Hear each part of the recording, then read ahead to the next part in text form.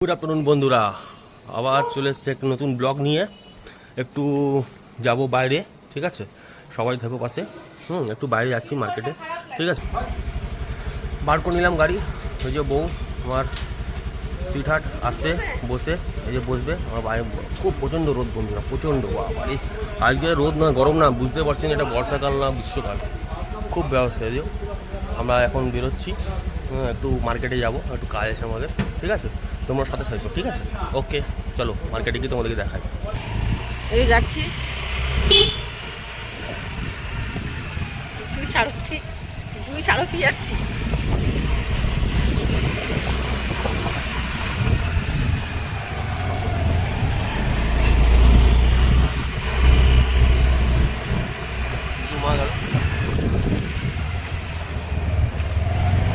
এই যে আমাদের বাংলা হাই স্কুল, এটা হচ্ছে আমাদের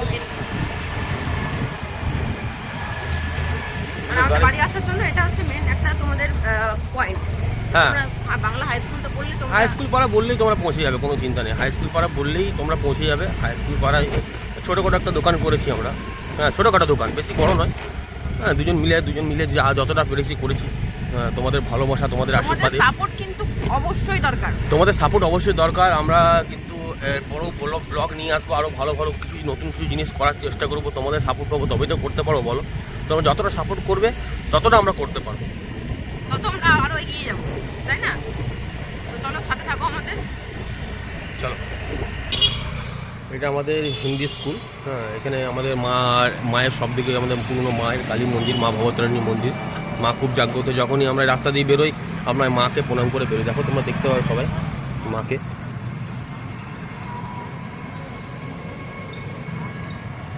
এই মাকে প্রণাম করে আমরা যখনই রাস্তা দিয়ে বেরোই, আমাদের সামনেই রোড আছে, এই সামনে রোডের আমরা এই যে রোড দেখতে পাচ্ছ তোমরা, এই রোডে আমরা যখনই বেরোই মাকে প্রণাম করে বেরোই। মা খুব জাগ্রত আমাদের, মা কিন্তু খুব কথাও শোনে, ঠিক আছে? দোকানে এসেছি, শোপিস কিনবো। দোকান এইটা নিলাম, এই বুদ্ধটা নিচ্ছে, আর এই গণেশটা দেখি সরো দেখা একটু। আর এই গণেশ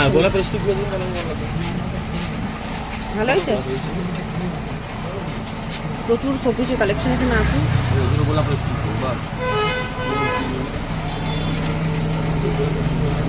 ঘরে প্রচুর শোপিস ভরা, শুধু দোকানের জন্য আমার নেওয়া।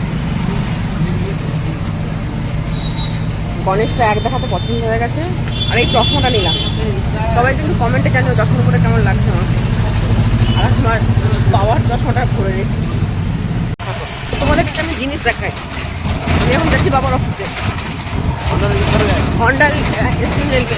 হ্যাঁ, তো বাবার অফিসটা হচ্ছে ওই বাজার, আর আমাদের বাড়িটা হচ্ছে এই বাজার, মানে নর্থ বাজার, আর আমরা যাচ্ছি সাউথ বাজার, তাই তো?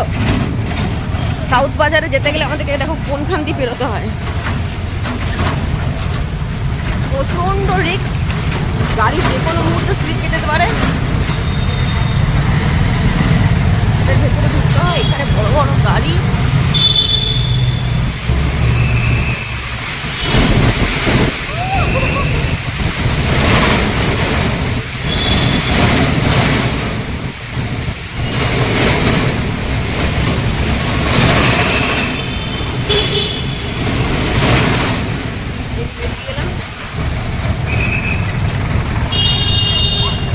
কেমন এগুলো, মানে এই রাস্তা দিয়ে বাবার রোজ যাওয়ার কথা, তো খুব একটু ভয়ের আছে, মানে একটু রিস্কের আছে, কারণ ট্রাফিক পুলিশ সবসময় থাকে না সেভাবে, জ্যাম লেগে যায়।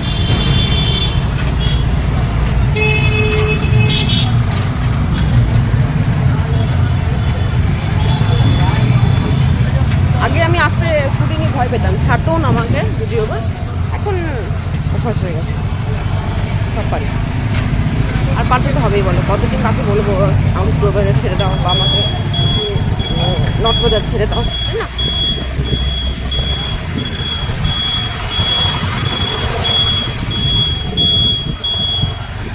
গাড়ি চালাতে ফোনটা ধরবে না।